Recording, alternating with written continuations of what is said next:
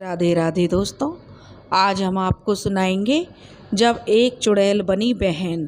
अगर आप हमारे चैनल पर नए हैं तो प्लीज़ हमारे चैनल को लाइक करें, सब्सक्राइब करें और शेयर करें। बहुत समय पहले की बात है, यह उस समय की बात है जब बारात कई कई दिन रुका करती थी। ऐसे ही एक गांव था दुल्लापुरा। दुल्लापुर में जो है पीपर कुंडा के लिए बारात जानी थी और आज बारात का समय भी हो गया था। मनोज जिसका जो कि मनोहर लाल का इकलौता बेटा था, उसकी धूम धड़ाके के साथ जो दल्लूपुरा से पीपर कुंडा के लिए बारात रवाना हुई थी। दूल्हा घोड़ी पर सवार था।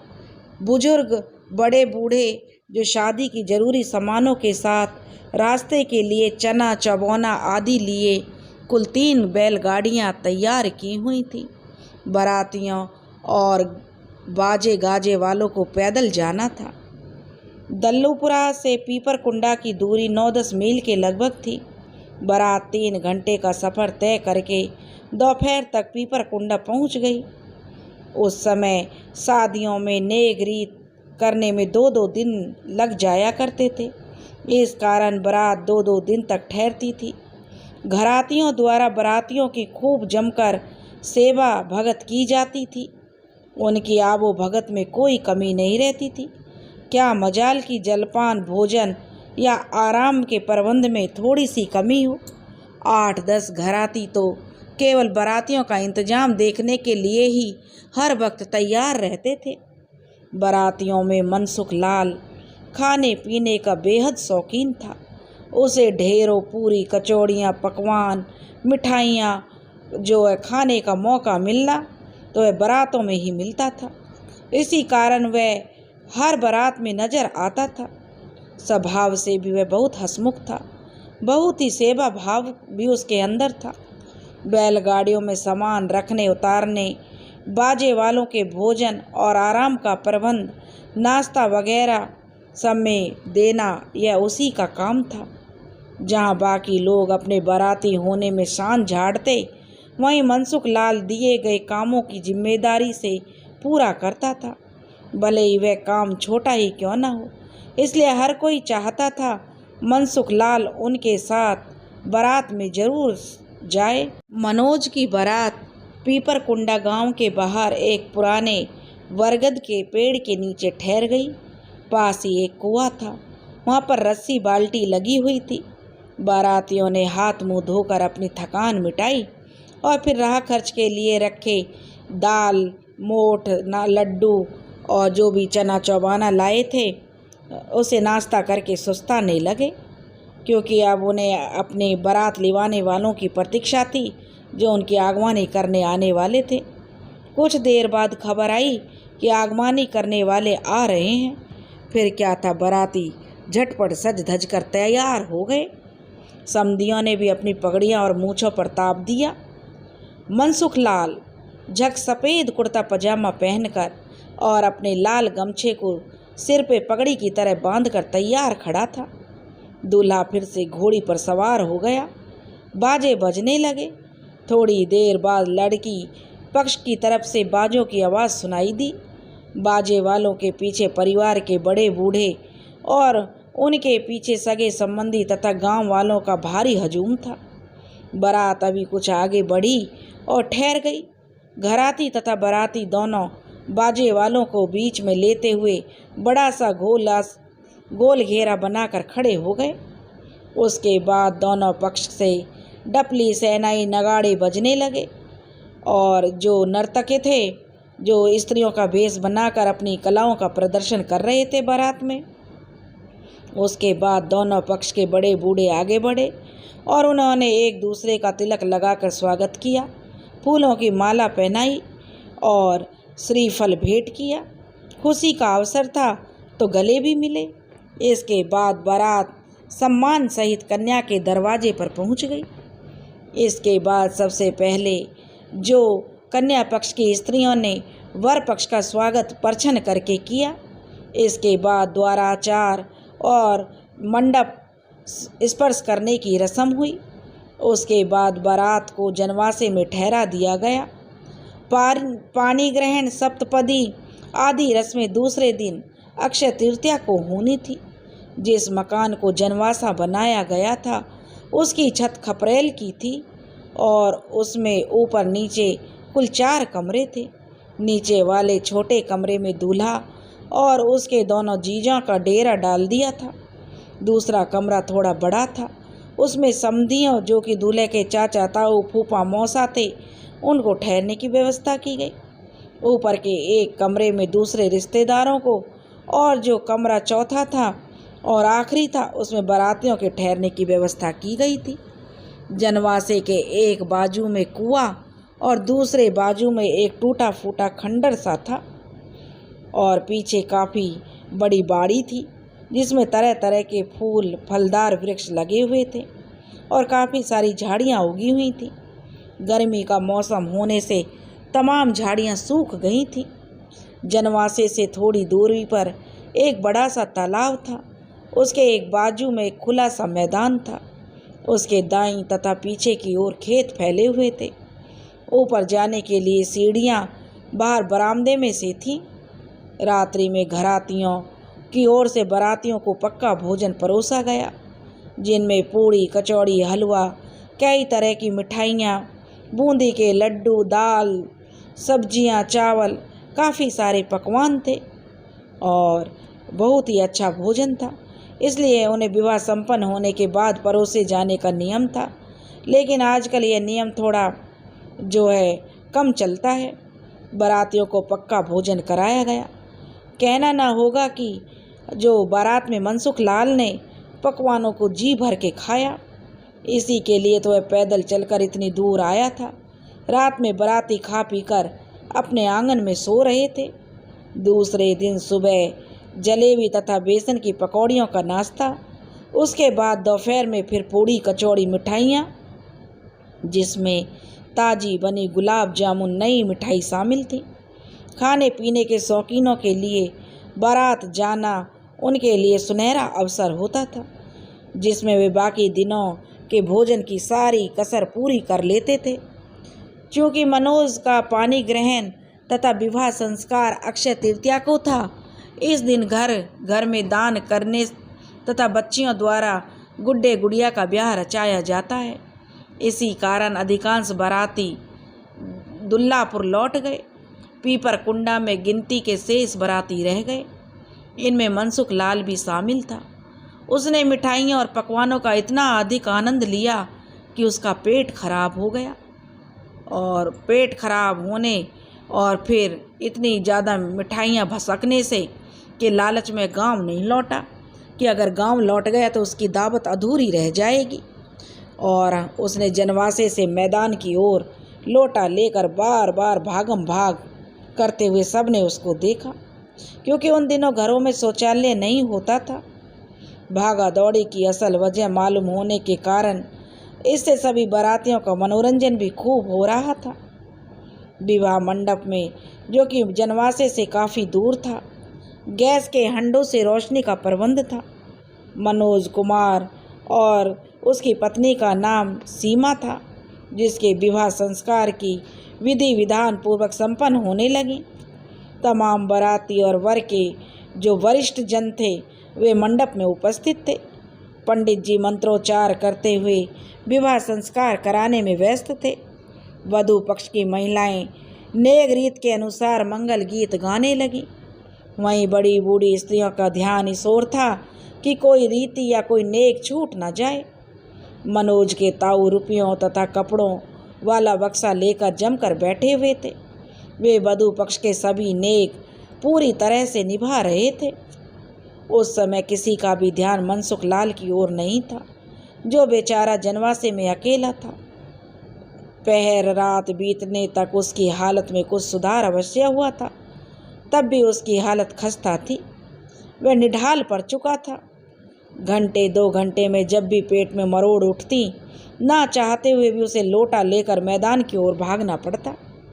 इधर जब से अंधेरा हुआ था, उसने तालाब के पीछे वाले मैदान का चक्कर लगाना लगभग बंद कर दिया था। वह एक दफ़ा पीछे बाड़ी में गया तो उसने वहाँ चारों ओर बिखरी गंदगी, कांच तथा ईंट के टुकड़ों कांटों आदि को देखा तो उसने वहाँ जाने से दूरी बना ली, क्योंकि वहाँ जाने की उसकी हिम्मत नहीं हुई। अगली बार ज़रूरत पड़ी तो वह सोचने लगा बाजू वाले खंडर में चला जाएगा, और वह बाजू वाले खंडर में गया। उसने उसे बहुत साफ सुथरा पाया। खंडर होने पर भी वहाँ ना तो मकड़ियों का जाला था, ना घास फूस और ना किसी तरह की गंदगी थी। मकान की एक दो दीवार तथा कुछ कमरों की छत गायब थी। तब भी मनसुख लाल को उनका मलबा कहीं पर भी नहीं दिखा। उसे यह भी आभास हुआ कि शायद किसी ने कुछ देर पहले ही उसे झाड़ा बुहारा हो। दुल्हन और बारात की विदाई सुबह होनी थी, इसलिए उसने खंडर को हल्का होने की बात किसी को पता भी नहीं चलनी थी, क्योंकि सब विवाह की रस्मों में लगे हुए थे। इसलिए उसने उस खंडर को अपना शौचालय बना लिया। अब जब भी ज़रूरत होती वह उस खंडर में चला जाता। उस समय रात का तीसरा पहर था। मनसुख लाल को खंडर जाने की जरूरत महसूस हुई। उसने एक हाथ में लोटा तथा दूसरे हाथ में लालटेन लिया और चल दिया खंडर मकान की ओर। अभी उसने वापसी के लिए कदम ही बढ़ाया था कि उसे अचानक खंडर की गहराई की ओर पायल के घुंघरूओं की आवाज़ सुनाई दी। कोई औरत इधर ही उसकी ओर चली आ रही थी। वह पूरी तरह से चौंका। इतनी रात को यहाँ वीरान खंडर में किसी स्त्री का क्या काम है? उसने अपने आप से ही सवाल किया। फिर सोचने लगा, संभव है वह अड़ोस पड़ोस की कोई हल्की चाल चलन वाली कोई लड़की या औरत हो, जो यहाँ इस खंडर में अपने प्रियतम से चोरी छिपे मिलने आई हो। फिर तो वह अकेली नहीं होगी, उसका पुरुष साथी भी उसके आगे पीछे ही होगा। अपने सवाल का उसने खुद ही जवाब दिया। मनसुख लाल ने बाहर की ओर तेजी से कदम बढ़ाया ताकि वह उन दोनों द्वारा देखा ना जाए और पकड़ा ना जाए, इससे पहले वह बाहर आ जाए। अब वह बाहर की कमरे की तरफ पहुंचा ही था कि एक औरत हवा के झोंके की तरह उसके सामने आ खड़ी हुई। इतनी खूबसूरत औरत को अपने सामने देखकर मनसुख लाल हक्का बक्का रह गया। वह उसे देखता ही रहा। उसने ऐसी सुंदर युवती सिर्फ फिल्मों में ही देखी थी। कुछ देर पश्चात मनसुख को अपनी स्थिति का भान हुआ। उसने उसके बगल से होकर बाहर निकलना चाहा। यह देखकर वह युवती खिलखिलाकर हंस पड़ी। उसके हंसते ही मनसुख लाल के रोंगटे खड़े हो गए। उसके पूरे बदन में जैसे बिजली का करंट दौड़ गया। वह अपनी सुध बुध खो बैठा। वह अप्रीतम सुंदरी उससे बोली, इतनी जल्दी भी क्या है? मैं कब से तुम्हारे आने की राह देख रही थी। आओ मेरे पास, चले आओ। ऐसा कहकर उसने अपने दोनों बाजुओं को आगे की ओर फैला दिया, मानो वह उसे अपनी बाहों में लेना चाहती हो। मनसुख लाल आश्चर्य में पड़ गया। अब मनसुख उस स्त्री को बड़े आश्चर्य से देख रहा था, जो लगभग 23-24 साल की बहुत ही सुंदर थी। उसका नैन नक्श बहुत सुंदर था। उसका रंग गोरा था। उसने ऐसी सुंदर स्त्री तस्वीरों में या फिल्मों में ही देखी थी। उसका हाव भाव देखकर वह मदहोश हो गया। युवती ने उसे प्रियतम कहकर संबोधित किया तो वह थोड़ी देर के लिए आश्चर्य में पड़ गया। उसे यह कल्पना भी नहीं थी कि किसी अनजान गांव की अनजान स्त्री उसके साथ ऐसा व्यवहार करेगी और उसे अपनी बाहों में लेने के लिए बाहें फैला लेगी। उस युवती ने उससे कहा, आओ मेरे प्रियतम, आओ, संकोच ना करो, मुझे तुमसे बहुत सी बातें करनी है। आओ मेरे पास। मनसुख लाल अपनी जगह से हिला नहीं। किसी ने देख लिया तो इतनी मार पड़ेगी कि एक भी हड्डी पसली सही सलामत नहीं बचेगी। वह हकलाते हुए बोला, तुम कौन हो? वह औरत फिर हंसी और बोली, मैं कौन हूँ? मैं तो तुम्हारी प्रियतमा हूँ। मेरे प्रियतम, मैं तो पहले ही नज़र में तुम्हें अपना दिल दे बैठी हूँ। क्या? अब तो वह मनसुख लाल बहुत ही आश्चर्य में जड़वत हो गया। हे भगवान, यह कितनी बेहा औरत है। उसने मन में सोचा, इसे जरा भी शर्म लिहाज नहीं है। इसमें ताज्जुब वाली क्या बात है? वह औरत इटलाती हुई बोली, तुम अब कोई दूसरे थोड़े ही हो, तुम तो मेरे प्रियतम हो, आ जाओ। लेकिन कहते हुए मनसुख उससे 2 कदम पीछे हट गया। फिर उस युवती ने कहा, तुम भी खूब हो, मर्द होकर लड़कियों की तरह शर्मा रहे हो। मनसुख ने कहा कि मैं नहीं और पीछे हट गया फिर से। वह औरत आगे बढ़ी और उसका हाथ पकड़ ली। उसका स्पर्श होते ही मनसुख में भारी परिवर्तन हो गया। उसके तन बदन में मानो बिजली सी दौड़ गई। उसे युवती का व्यवहार विचित्र ना होकर अब स्वाभाविक लगने लगा। वह उसकी सुंदरता पर पहले ही मोहित था, अब वह उसके प्रेम के रंग में भी जो रंग गया। युवती का हाथ बर्फ से भी अधिक ठंडा था, साथ ही उसके शरीर से विचित्र सी गंध आ रही थी। तब भी मनसुख का मन हाथ छुड़ाने या भागने का नहीं हुआ। वह उस स्त्री के स्पर्श में न जाने कैसा जादू था। उसके करीब और करीब जाने की उसकी इच्छा होने लगी। उसके हाथों से लोटा और लालटेन दोनों ही छूटकर गिर गया, जिनकी उसने कोई परवाह नहीं की। वह स्त्री उसे लेकर खंडर के भीतरी कमरों की ओर बढ़ चली, जिसे इस समय खंडर कहना उचित नहीं था।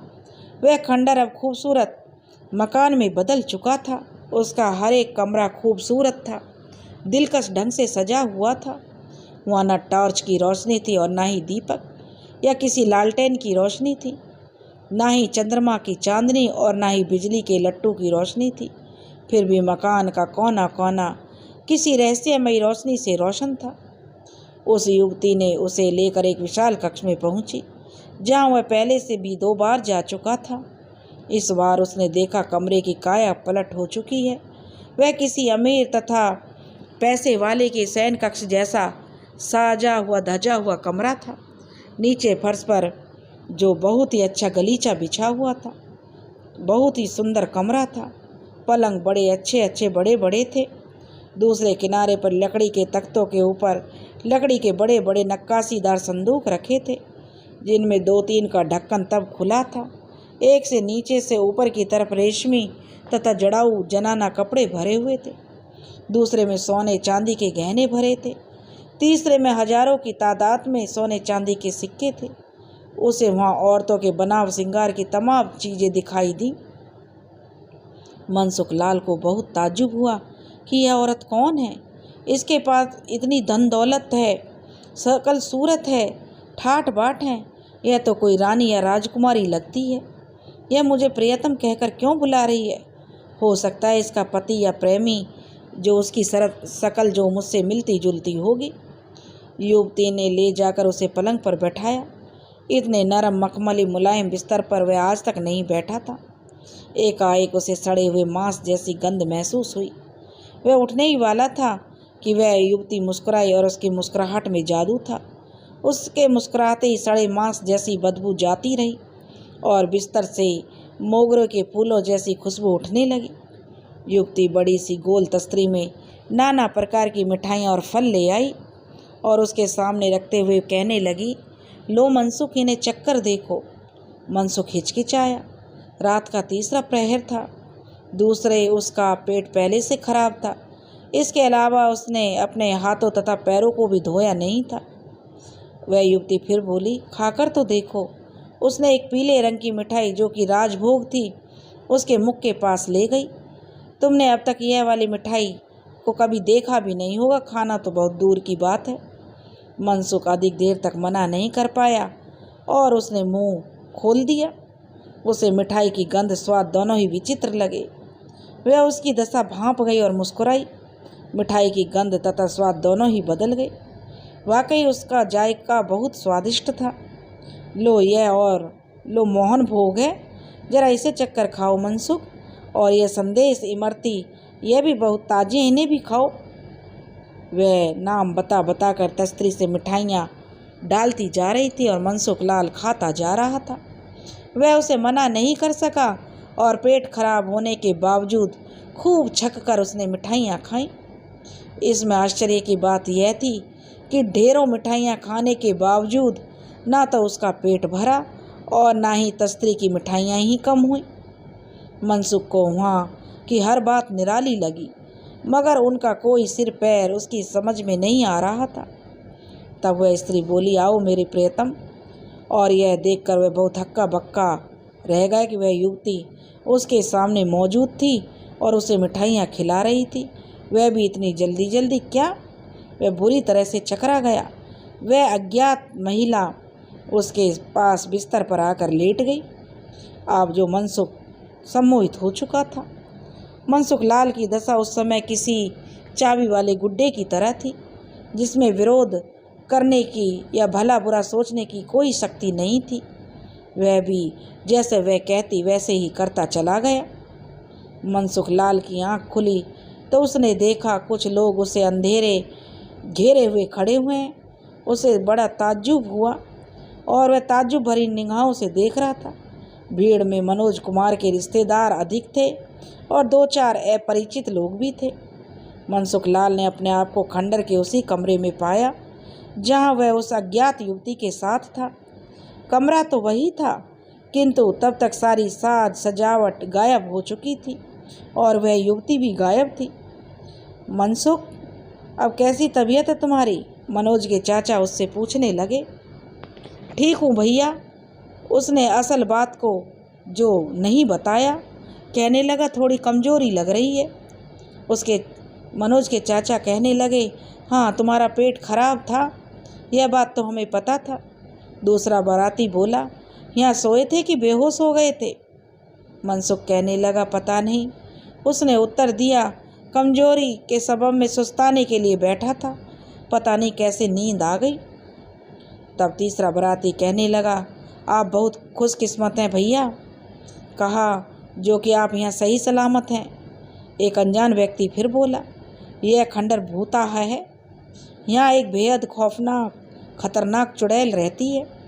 वह रातों को यहाँ घूमती है, कई लोगों ने उसे देखा है।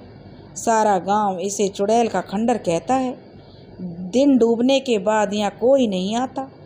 आपको कोई सुंदर औरत थोड़ी मिली थी? मनसुख लाल हाँ करने ही वाला था कि उसे सिसकारी की तेज आवाज़ सुनाई दी। उसने देखा भीड़ में से सबसे पीछे दीवार से टिककर वही रात वाली रहस्यमय युवती खड़ी थी, जो उसी की ओर देख रही थी। जैसे ही उसकी निगाह मनसुख लाल से मिली, उसने सिर हिलाकर ना कहने का इशारा किया। मनसुख लाल ने जवाब दिया, नहीं भैया, मुझे कोई औरत नहीं दिखी और ना ही मिली है। और वह औरत भी मुस्कुराने लगी। तब सब कहने लगे, चलो भगवान की कृपा है जो मनसुख ठीक ठाक है। मनोज का चाचा कहने लगा, मनसुख, इस समय वधू की विदाई की रस्में हो रही हैं, तुम भी झटपट तैयार हो जाओ। कुछ ही देर में हम लोग दल्लूपुरा रवाना होंगे, तुम बैलगाड़ी पर चलना। मनसुख ने कहा, ठीक है भैया। इसके बाद सब खंडर से बाहर आ गए। बाराती घर वापसी की तैयारी करने लगे और पीपर कुंडा में इस बात की खुसर फुसर होने लगी कि एक बाराती खंडर में बेहोश पड़ा था, कहीं इसके पीछे उस चुड़ैल का हाथ तो नहीं। मनसुख लाल कमजोरी के सबब में सच में पैदल चलने के लायक नहीं था। उसे बैलगाड़ी में काफ़ी आराम मिला। मनसुख लाल यही कोई 24-25 बरस का जवान युवक था। उसकी खुराक अच्छी थी, इस कारण वह काफ़ी हष्ट पुष्ट भी था और उसके जो नैन नक्श भी अच्छे तीखे थे, घनी मूछें थीं और कबड्डी खेलने का तो वह बहुत शौकीन था। घटना काल में वह 2 बच्चों का पिता बन चुका था। उसकी शादी भी हो चुकी थी। मुख्य काम धंधा खेती किसानी ही था। इसके अलावा उसने घर पर ही अपनी रोज़ की ज़रूरतों के सामान की एक छोटी सी दुकान खोल रखी थी। इससे भी उसे थोड़ी बहुत आमदनी हो जाती थी। वह बहुत ही अच्छे व्यवहार का सदाचारी व्यक्ति था। उसमें एक भी बुराई नहीं थी कि जो उसे बुरा साबित कर सके, लेकिन वह खाने पीने का बड़ा शौकीन था। खाने पीने का कोई भी मौका नहीं छोड़ता था। जब खाने बैठता तो परोसने वालों की सामत आ जाती। अब सब लोग मनसुख लाल को लेकर और बहू की विदाई कराकर वापस चल दिए। वापसी के सफ़र में मनसुख लाल में काफ़ी बदलाव दिखा। वह कभी अकारण मुस्कुराने लगता तो कभी खामोश हो जाता, कभी चौंक कर देखने लगता तो कभी इधर उधर ख्यालों में ही उस सुंदरी में ही उसके ख्यालों में बसी हुई थी। उसके सानिध्य का रोमांच तब भी उसके ऊपर हावी था। वह कौन थी, क्या थी, इससे उसे कोई लेना देना नहीं था। उसे सुंदरी के उस प्रेम से मतलब था जो पिछली रात को उसे मिला था। वह एक तरह से अपना दिल खंडर वाली उस युवती के पास छोड़कर घर लौट रहा था। मनसुख लाल पीछे आया। उसकी खबर पहले ही दुल्लापुर पहुंच चुकी थी। उसकी पत्नी रामेश्वरी अपने दोनों बच्चों हरि और रघुनाथ को लेकर मनोज के घर पर ही मौजूद थी। मनसुख को देखकर उसने चैन की सांस ली। मनसुख लाल ने अपनी पत्नी रामेश्वरी और परिजनों के सवालों के कुछ को सच्चा और कुछ को बनाकर जवाब दे दिया। उसने खंडर मकान में मिली उस सुंदरी के बारे में किसी को भी नहीं बताया। उसी दिन रात को लगभग 9-10 बजे मनसुख बिस्तर पर लेटा हुआ था, मगर नींद उसकी आंखों से कोसों दूर थी। रामेश्वरी तब आधी निद्रा में जा चुकी थी। दोनों बच्चे भी सो चुके थे। अचानक उसे पायल के घुंघरुओं की छन छन की आवाज़ सुनाई दी। वह तत्काल जो चौकन्ना हुआ। आवाज़ का ढंग ऐसा था मानो कोई स्त्री गली में चहलकदमी कर रही हो। जरूर यह उसी सुंदरी के पायल के घुंघरुओं की आवाज़ है। क्या वह इतनी दूर से चलकर उससे मिलने आई है? जरूर वही है। उसने एक नज़र रामेश्वरी और अपने दोनों बच्चों के ऊपर डाली और हिचकिचाते हुए उठा और चुपके से दरवाज़ा खोलकर गली में आ गया। उसने इधर उधर देखा। गली के दाहिने की तरफ कोई औरत मौजूद थी।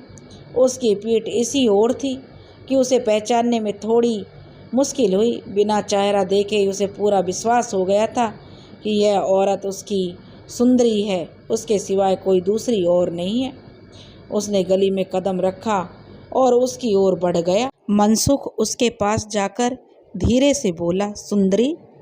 वह औरत पीछे की तरफ पलटी। मनसुख के आश्चर्य का ठिकाना नहीं रहा।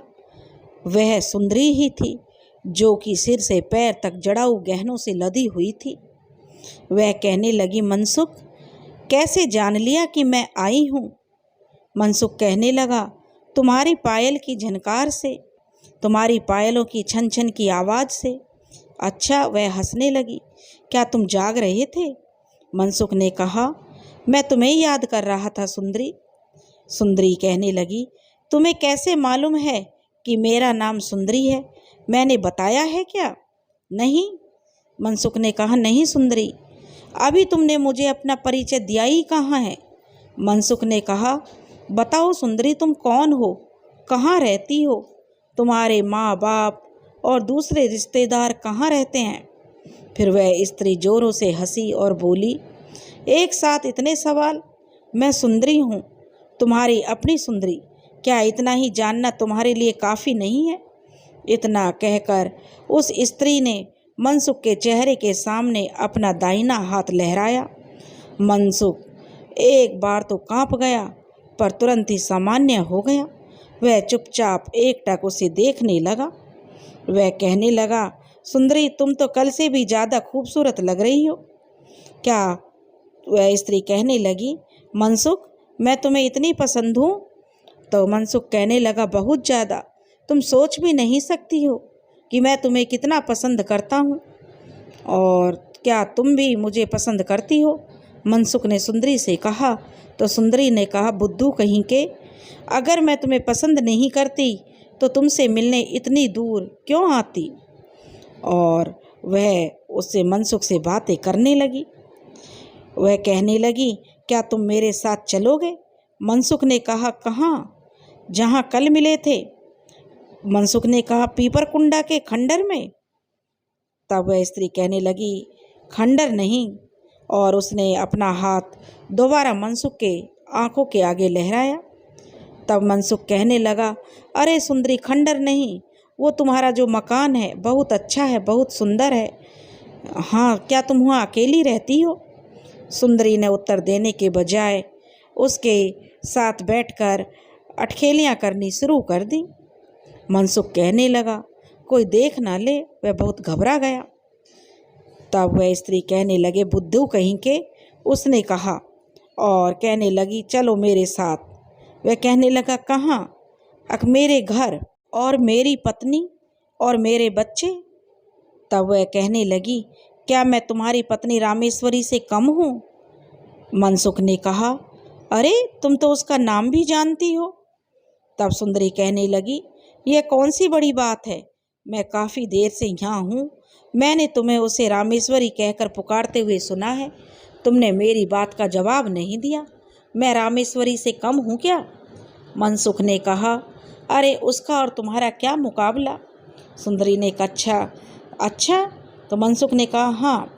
तो सुंदरी कहने लगी, चलो अभी इसी समय मैं तुम्हें लेने आई हूँ, मेरे साथ चलोगे ना? सुंदरी जो उससे मनुहार करने लगी। वह कुछ कहता उससे पहले ही उसने दोबारा कहा कि देखो उधर से तुम्हारी पत्नी आ रही है। तब मनसुख कहने लगा, अच्छा तुम्हें कैसे मालूम? मनसुख का आश्चर्य जो बढ़ता जा रहा था। उसके मकान की ओर सुंदरी की पीठ थी, ऊपर से दरवाज़ा भी बंद था। मनसुख ने कहा, तुम्हें कैसे मालूम है कि किसी तरह जानकर क्या करोगे? वह हंसते हुए कहने लगी, तुम यह जानकर क्या करोगे? वह कहने लगा, कुछ नहीं। तो जल्दी बताओ, चलोगे मेरे साथ? मेरी पत्नी रामेश्वरी, मनसुख ने कहा। तो वह सुंदरी कहने लगी, उसे छोड़ना होगा मेरे लिए। मनसुख ने कहा, छोड़ दूंगा। मनसुख ने जब यह कहा, क्योंकि वह तो उसके सम्मोहन पास में पूरी तरह जकड़ चुका था, और कहने लगा, चलो। और लेकिन फिर वह कहने लगा, मेरे बच्चे रघुनाथ और हरिनाथ, उनका क्या होगा? मैं उनके बगैर कैसे रहूँगा? सुंदरी के जवाब देकर उस पर पहले तो भड़ाक से दरवाज़ा खुल गया। सुंदरी उससे कुछ कहती, तभी उसकी निगाह अपनी पत्नी रामेश्वरी पर पड़ी, जो जोर से चीखी कि वहाँ क्या कर रहे हो जी? तब मनसुख ने कहा, तुम्हें इससे क्या मतलब? तू जा अपना काम कर, तुम यहीं ठहरो सुंदरी। उसने सुंदरी से कहा और कहा कि मैं अभी आता हूँ।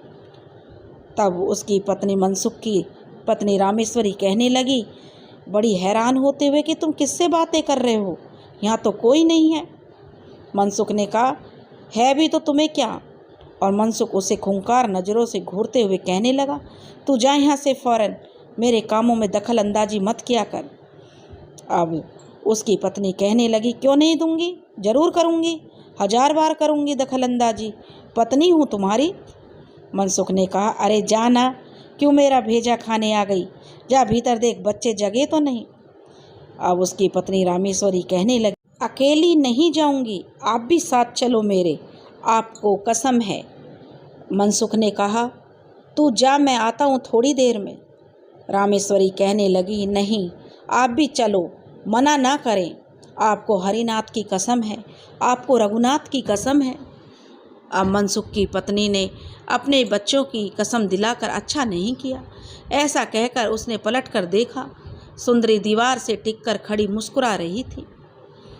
मनसुख कहने लगा, मैं अभी आता हूँ सुंदरी। और तब उसकी पत्नी कहने लगे, आप किससे बोल रहे हो? मनसुख गुस्से में बोला, दीवार से और किससे? देखती नहीं वहाँ सुंदरी है। सुंदरी? उसकी पत्नी कहने लगी, कौन है ये सुंदरी? एकाएक रामेश्वरी के ज्ञान चक्षु खुल गए। तो ये माजरा है, ये इस समय अपने वश में नहीं है, इनके ऊपर जरूर किसी हवा का साया है। उसने बड़ी हिम्मत से काम लिया। वह मनसुख का हाथ पकड़कर उसे जबरदस्ती खींचती हुई अपनी कोठरी में ले आई और मनसुख कहने लगा, देख रामेश्वरी, तू मुझे बच्चों की कसम दे रही थी तो मैं चला आया। मनसुख जो कि अब अंदर आ चुका था, नहीं, हरगिज नहीं। उसकी पत्नी कहने लगी, अब मैं तुम्हें बिल्कुल भी बाहर नहीं जाने दूंगी। मनसुख ने कहा कि तूने कसम दी, मैंने पूरी कर दी, अब मुझे जाना होगा। लेकिन उसकी पत्नी रामेश्वरी ने उसको कसकर पकड़ लिया और कहने लगी, बाहर नहीं जाने दूंगी। मनसुख ने कहा, अच्छा तू रोकेगी मुझे? मनसुख ने जोर लगाकर उसकी पकड़ से आज़ाद हो गया और वह दरवाजे की ओर बढ़ा। उसकी पत्नी रामेश्वरी ने बड़ी मुश्किल से उसे दरवाज़ा खोलने से रोक पाई। संकट की घड़ी में वह मन ही मन भगवान से प्रार्थना करने लगी, हे भगवान, अब मैं क्या करूं? हे हनुमान जी, मेरे सुहाग की रक्षा करो। हे प्रभु, मैं अबला नारी इस घड़ी में किससे मदद मांगूं? मदद करो बजरंगबली। आपको श्री राम जी की दुहाई, सीता मैया की दुहाई। उसी समय एक साथ दो बातें हुईं। पहला, छोटा वाला उसका पुत्र रघुनाथ नींद से चौंक कर रोने लगा और दूसरा दरवाजे की तरफ से आवाज़ आई, क्या हो गया बहुरिया? क्योंकि दरवाजे के बाहर उसके सास ससुर थे, जो उनकी ऊंची आवाज़ में हो रही बातचीत को सुनकर शायद उसका कारण पता करने आए थे। खोल रही हूँ माँ, मनसुख की पत्नी ने जवाब दिया। उस समय रघुनाथ के रोने का सबसे ज़्यादा असर मनसुख पर ही हुआ। उसने अपना हाथ छुड़ाया और आगे बढ़कर उसे दुलारने लगा। मौका मिलते ही रामेश्वरी ने पहले दरवाज़ा खोला और बिना देरी किए उन्हें सारा किस्सा बता दिया। अब उसके पिता ने यह सुना तो वे चिंता में पड़ गए। कहने लगे, बहू मुझे तो पहले ही संदेह था, फिर भी तुम फिक्र मत करो। और उसके ससुर, जो कि उनका नाम बिहारी लाल था, उसे आश्वस्त करने लगे। मनसुख के जो माँ थी वह कहने लगी कि तुम लड़के को देखो, मैं किसी को बुलाकर लाता हूँ। उसकी माँ से उसका पिता कहने लगा। मनसुख की माँ राधाबाई ने कहा कि हाँ, आप जल्दी से जाइए और किसी को लेकर आइए। रामेश्वरी ने दरवाज़ा फिर से बंद कर दिया। सास बहू दोनों यह देखकर आश्चर्यचकित थीं कि मनसुख उस समय बिल्कुल सामान्य था और बच्चों के साथ खेलने में लगा था। थोड़ी देर तक वह रघुनाथ के साथ खेलता रहा। फिर जैसे ही उसे सुंदरी का ख्याल हुआ, वैसे ही उठकर खड़ा हो गया और आगे बढ़कर उसने दरवाज़ा खोलना चाहा। जहाँ से मनसुख, जो उसकी माँ कहने लगी, कहाँ जा रहे हो मनसुख, चुपचाप बैठो। उसकी माँ उसे टोकने लगी तो रामेश्वरी ने भी उसका दूसरा हाथ पकड़ लिया। वह मन ही मन भगवान से प्रार्थना भी कर रही थी, हे प्रभु, इस विकट परिस्थिति में उसके परिवार की रक्षा करें। सुंदरी मेरी बाट देख रही है, मनसुख ने अपनी माँ से कहा। मनसुख की माँ कहने लगी, यह सुंदरी कौन है? तब मनसुख ने कहा, वो पीपर कुंडा। कहते कहते मनसुख ने अपना गला पकड़ लिया और उसके मुख से घों घों जैसी अस्पष्ट आवाज़ें निकलने लगीं। मनसुख ने देखा सुंदरी बहुत गुस्से में है। उसकी आंखें लाल अंगारों की तरह दहक रही थीं। जैसे ही उसकी निगाह मनसुख से मिली, उसने जल्दी बाहर आने का इशारा किया। मनसुख उस समय दीवार के आर पार देखने में समर्थ था। यह शक्ति उसे कहाँ से और कैसे मिली, इसे वह कुछ समझ नहीं पाया। फिर भी उसे बहुत ताज्जुब हुआ कि वह कमरे के अंदर से सुंदरी और उसके इशारों को देख पाया। सुंदरी उसे बुला रही थी, इसलिए उसने पूरा जोर लगाया। तीनों लोगों में गुत्थम गुत्था होते देख उसका बेटा रघुनाथ डर गया और दोबारा रोने लगा। बच्चे की रुलाई से मनसुख का ध्यान बट गया। सुंदरी का ध्यान हटते ही उसके मन में बेटे के प्रति प्यार उमड़ आया। उसने खाट की ओर बढ़ना चाहा, लेकिन सास बहू ने उसे अपनी पकड़ से मुक्त कर दिया। थोड़ी देर के लिए उसके मन से सुंदरी का ख्याल उतर गया। गली का सन्नाटा एकदम भंग हुआ। बहुत से कुत्ते अचानक भौंकने लगे। उनके भौंकने का ऐसा ढंग था मानो कि वे रो रहे हों। मनसुख के मकान के पीछे इमली का पुराना पेड़ था। उधर से किसी उल्लू की तेज आवाज़ आने लगी। रामेश्वरी का कलेजा दहलने लगा। मनसुख का मन अपने बच्चों तथा सुंदरी दोनों में लगा होने से कभी उसका झुकाव बच्चों की ओर होता तो कभी सुंदरी की ओर। राधाबाई, जो मनसुख की माँ थी, अपने बेटे से सवाल पर सवाल पूछ रही थी। मनसुख की दशा उस वक्त ऐसी थी कि कुछ भी बोल या बता पाने में समर्थ नहीं था। जब भी वह कुछ बोलने की कोशिश करता, उसकी आवाज़ भीतर ही रह जाती। उसके गले में दर्द होता। बिहारी लाल आधी रात के बाद घर लौटा। उसके साथ सरजू, जो एक ओझा था, और उसके 2 चेले भी थे। सरजू को देखते ही मनसुख लाल बुरी तरह चौंक गया, क्योंकि मनसुख जानता था कि सरजू प्रसाद से बड़ा तंत्र मंत्र का जानकार आसपास के गांवों में कोई दूसरा नहीं है। इसलिए उसने अपने घर में देखकर वह चौंक पड़ा। उस समय वह सुंदरी के प्रभाव में था, इसलिए उसे यह बिल्कुल भी आभास नहीं था कि उसके ऊपर किसी बुरी शक्ति का साया है, जिसकी वजह से उसकी ऐसी विचित्र हालत हो रही है। वह अपने बच्चों और सुंदरी के बीच में दोनों तरफ इधर उधर झूल रहा था। सरजू प्रसाद ने बिहारी लाल को रास्ते में ही समझा दिया था कि उसे क्या क्या सामान चाहिए था। सरजू के दोनों चेलों ने मनसुख को राम राम किया और पहरेदारों की तरह उसके आजू बाजू में खड़े हो गए। बिहारी लाल का संकेत मिलते ही रामेश्वरी रघुनाथ और राधाबाई हरिनाथ को लेकर कोठरी से बाहर आ गईं। अब तक मोहल्ले में जाग पड़ चुकी थी और लोगों में खुसर फुसर होने लगी थी। मनसुख पर पीपर कुंडा वाला भूत सवार है और वह उसके पीछे पीछे यहाँ तक आ गया है। तरह तरह की बातें लोग बना रहे थे। सुंदरी तब भी गली में मौजूद थी और वह सिर्फ मनसुख को ही दिखाई दे रही थी। सुंदरी ने उसे अपने पास आने का इशारा की। वह दरवाजे की ओर भागा। वह दरवाज़ा खोलने में कामयाब होता उससे पहले ही सरजू प्रसाद के चेलों ने उसे दबोच लिया। अब तक सरजू प्रसाद आसन जमा कर बैठ चुका था। आग प्रज्वलित हो चुकी थी। उसके चेलों ने मनसुख को उसके सामने लाकर बैठाया और उसके दोनों ओर खड़े हो गए ताकि वह भागने का प्रयास ना करे। सरजू प्रसाद के सामने थाली में साबुत लाल मिर्च, नमक, राई, जटमासी, कन्नेर की जड़, स्यार सिंगी, सिंदूर, त्रिशूल, 4-6 नींबू और कुछ जड़ी बूटियाँ थीं। उसने कोई मंत्र पढ़कर जैसे ही पहली आहुति अग्नि में डाली, मनसुख छटपटाने लगा। उसने उठने तथा भागने का प्रयास किया, जिसमें वह कामयाब तो नहीं हुआ। अब उसके मुख से एक ही गंदी सी गाली निकलने लगी।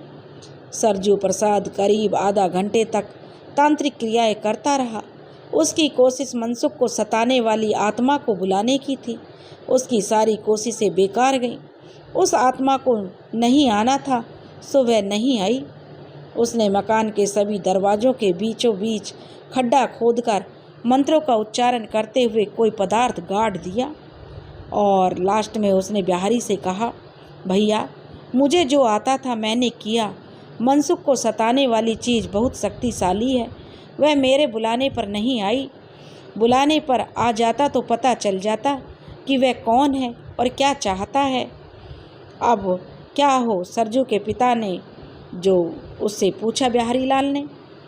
भगवान सब भली करेंगे, मनसुख के पिता से जो सरजू कहने लगा। धीरज रखो और अभी आप लोग मनसुख को अकेला मत छोड़ना। हर समय 2-4 लोग इसके साथ रहें तो अच्छा है। मैंने आपके घर को मंत्र शक्ति से सुरक्षित कर दिया है, फिर भी इसे अकेले कहीं भी आने जाने मत देना।